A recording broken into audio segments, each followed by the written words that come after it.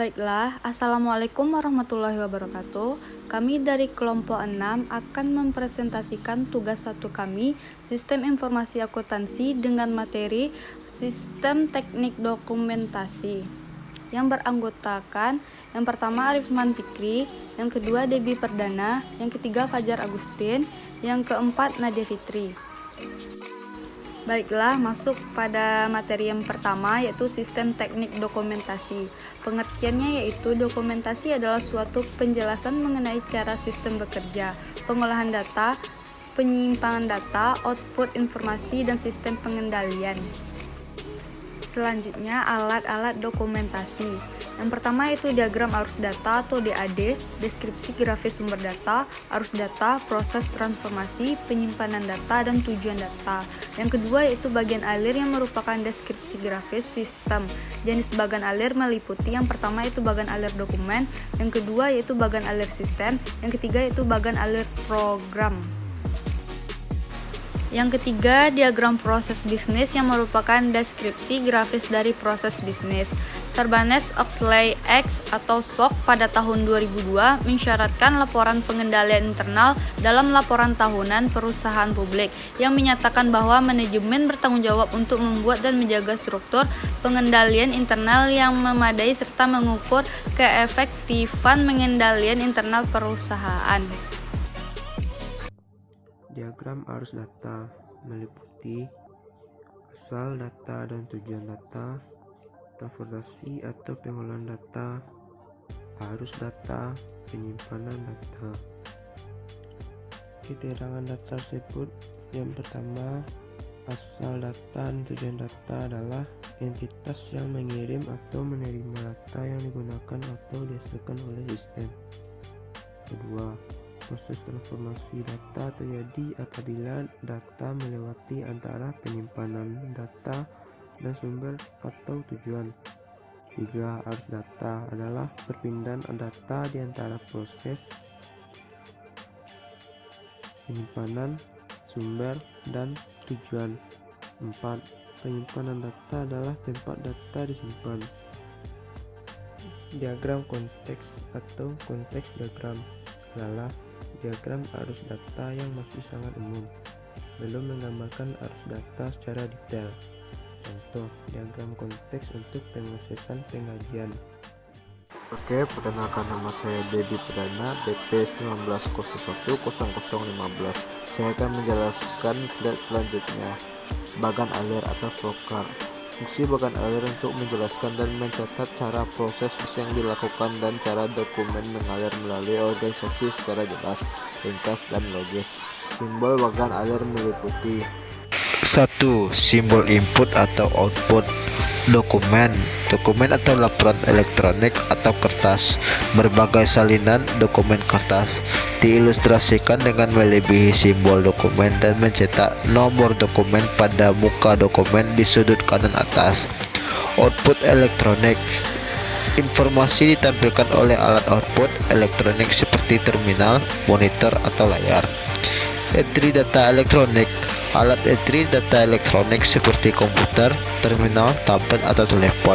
Alat input dan output elektronik, entry data elektronik dan simbol output digunakan bersama untuk menunjukkan alat yang digunakan untuk keduanya.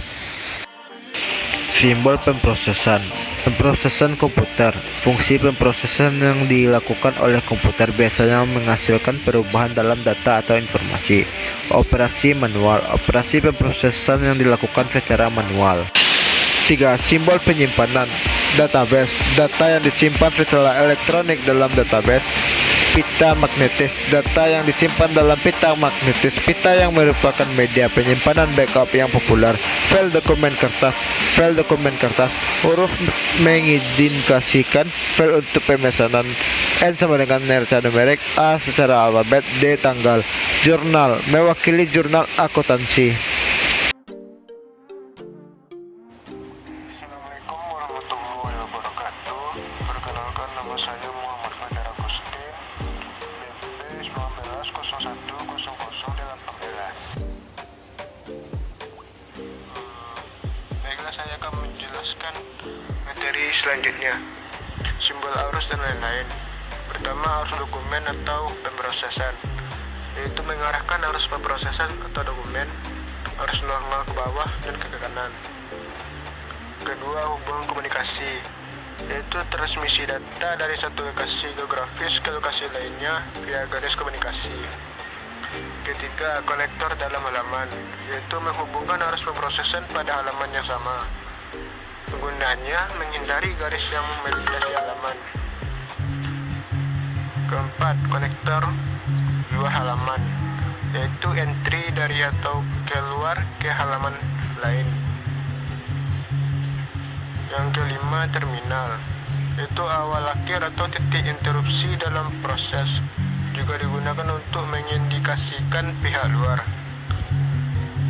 Keenam, keputusan, yaitu langkah pembuatan keputusan.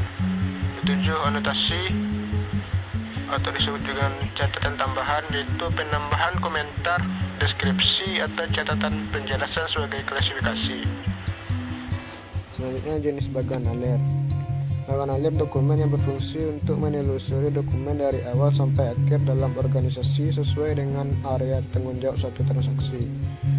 Jenis khusus dengan bagan alir disebut bagan alir pengendalian internal atau internal control flow yang digunakan untuk mengevaluasi kecakupan pengendalian intern, seperti pemisahan fungsi dua pengecekan independen.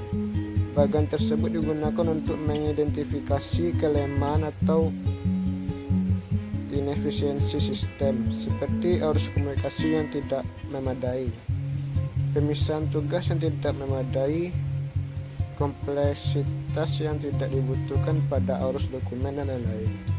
2. Bagan alir sistem menggambarkan hubungan antara input, proses, dan output dari SIA. Bagan alir berawal dari pemasukan data ke dalam sistem dan setiap data dimasukkan ke dalam sistem, lalu data yang diproses disajikan dalam bentuk output atau laporan sehingga menghasilkan informasi yang baru. Ketiga, bagan alir program menggambarkan urutan proses pengolahan data dalam suatu program komputer. Selain itu, bagan ini menggambarkan hubungan kedua bagan alir sistem menggambarkan hubungan antara input, proses, dan output dari SIA. Bagan alir berawal dari pemasukan data ke dalam sistem dan setiap data dimasukkan ke dalam sistem, lalu data yang diproses disajikan dalam bentuk output laporan sehingga menghasilkan informasi yang baru. Ketiga, bagan alir program menggambarkan urutan proses pengolahan data dalam suatu program komputer. Selain itu, bagan ini menggambarkan hubungan antara input, proses, output.